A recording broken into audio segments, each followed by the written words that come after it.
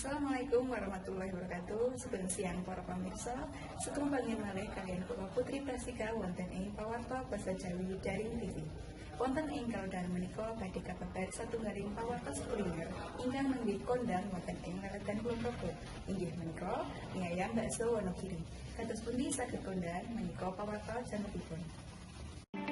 Mie ayam Pakde Wonogiri minangka salah satunggaling menu ingkang dipun tawakaken dening Pakde Wonogiri. Mie ayam menika beda menawi dipun tandhingaken kalian mie ayam sanes ingkang asring dipun panggi. Mie ayam menika bahan baku awujud mie dipun damel piyambak.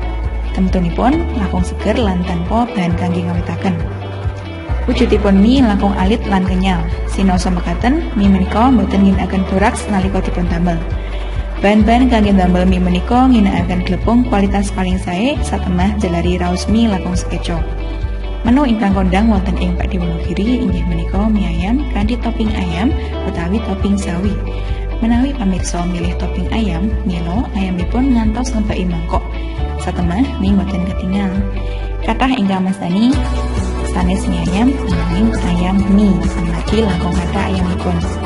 Mie ayam menika wonten ing Dusun Karangkulan Kidul, Mergosari, Pengasih, Kulon Progo. Asipun wonten sisi kidul Lampu Bangjo SMK Negeri Kalimasih. Mie ayam menika dipun bandrol kanthi regi 8.000 dumugi 12.000 lan unjunipun ugi semirih namung 4.000 lan 3.000.